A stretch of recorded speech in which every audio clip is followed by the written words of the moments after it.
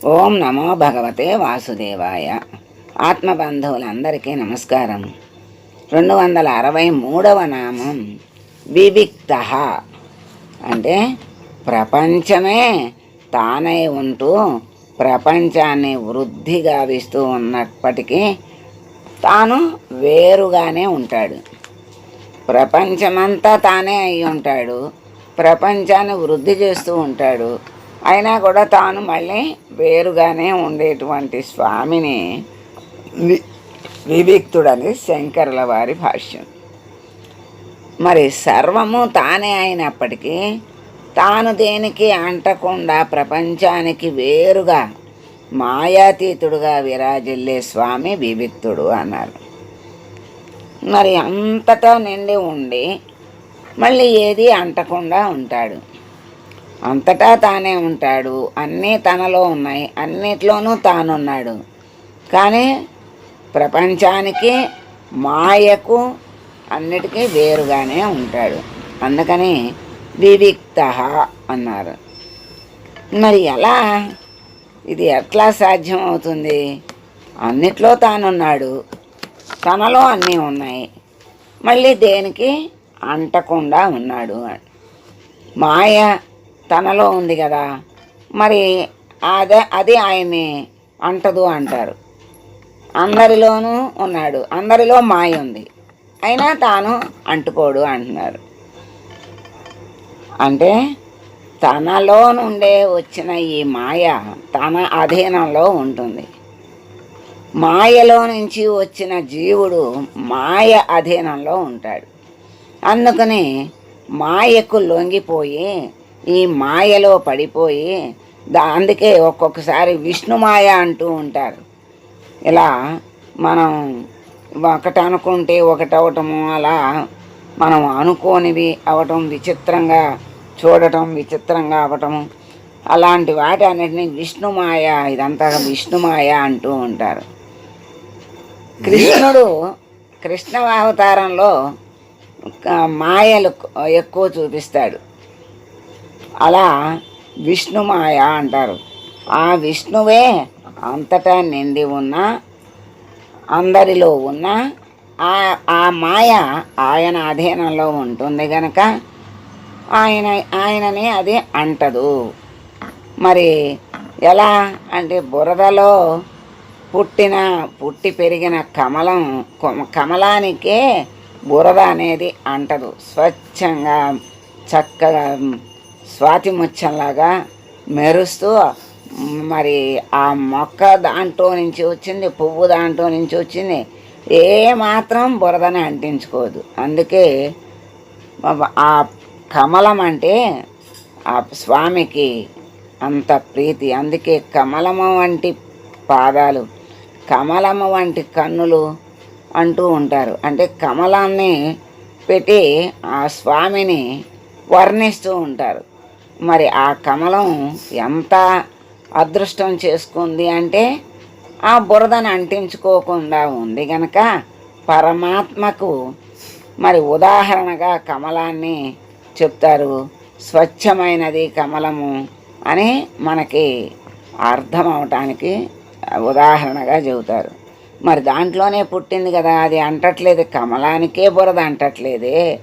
మరి వీటన్నిటినీ పుట్టించిన స్వామికి ఇవన్నీ ఎందుకు అందుతాయి అంటే అన్నీ ఆయన అధీనంలో ఉన్నవారికి అవేమీ చెయ్యవు. గుర్రాలు కళ్యాలు అధీనంలో ఉన్నప్పుడు గుర్రాలు మనము ఎక్కడికి వెళ్ళాలనుకుంటే అక్కడికి చేరుస్తాయి. కళ్యాలు చేతిలో లేకుండా గుర్రం అధీనంలో రథం ఉందనుకోండి, అప్పుడు ఆ రథం ఎక్కడికి వెళ్తుందో, ఎక్కడ మనల్ని పడేస్తుందో తెలియదు. అలాగే జీవుడు ఈ ఇంద్రియాల అధీనంలో ఉండబట్టే జీవుణ్ణి ఎక్కడికో అధోలోకాలకి తీసుకెళ్తుంది, అధో మార్గంలో పయనింపజేస్తుంది. అదే మరి దాన్ని జయించి, మాయను ఇంద్రియాలను జయించినటువంటి వాడు ఊర్ధ్వలోకాలకు ప్రయాణం చేస్తాడు. అలా మరి మనకి ఎన్నో విధాలుగా ఎన్నో సార్లు మనకి చెప్తూనే ఉన్నారు.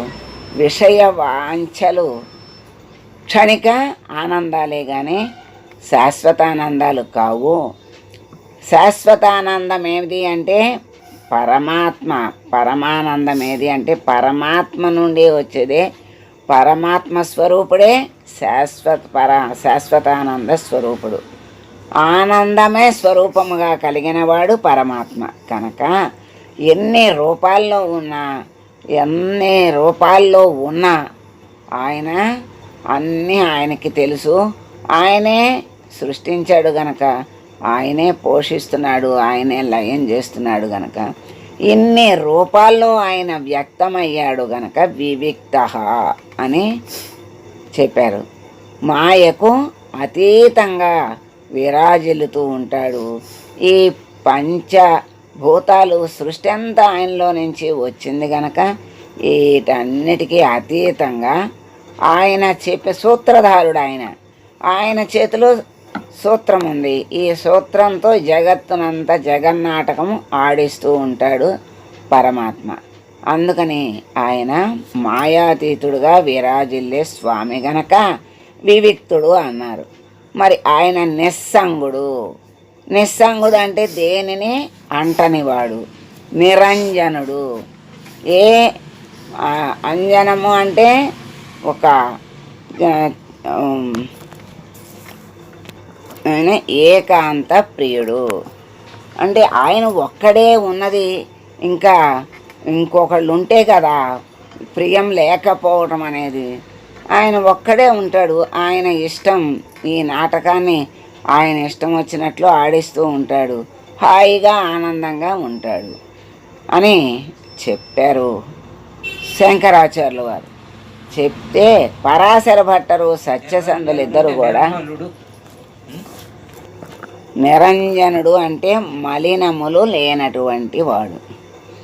అటువంటి మరి నిస్సంగుడు అంటే దేనికి అంటుకోడు, మరి ఏ మలినాలు లేనటువంటి వాడు. ఏకాంత ప్రియుడు అంటే ఒక్కడే, ఆయన ఉన్నదే ఒక్కడు. ఆ ఒక్కడిలో నుంచే అనేకం వచ్చినాయి కానీ ఆయన ఒక్కడే గనక ఆయన ఏకాంత ప్రియుడు. మరి ఈ శంకరుల వారు చెప్పిన దాన్నే పరాశర భట్టరు సత్యసంధులు ఇద్దరూ కూడా అనుసరించారు, దాన్ని సమ్మతించారు. విజ్ఞులు స్వామిని ఓం వివిక్తాయ నమః అని ప్రార్థిస్తూ ఉన్నారు. తర్వాత ఇంకొంచెం అర్థాన్ని తెలుసుకుందాం. ఈ విశ్వంలో అంతటను పరమాత్మ వ్యాపించి ఉన్నాడు కదా. ప్రతి దేశమునందు అంటే ఈ దేశంలోనే ఉన్నాడు, మన భారతదేశంలోనే ఉన్నాడు. మనకే ఆ పరమాత్మ యొక్క భావం ఉంది. తతిమ వాళ్ళందరికీ తెలియదు కనుక అక్కడ ఉండడు అని అనుకోక్కర్లేదు. ప్రపంచమంతా తానే అయి ఉన్నాడు. అలా ఉండటం ఎవరికి సాధ్యమవుతుంది? ఆయనకి తప్ప ఇతరులకి ఎవ్వరికి కూడా సాధ్యం కాదు. అంటే మరి ఉన్నట్లయితే భగవంతునిలాగా అన్నిటి యందు ఉండటం సాధ్యం కానీ ఎవరికి అవుతుంది?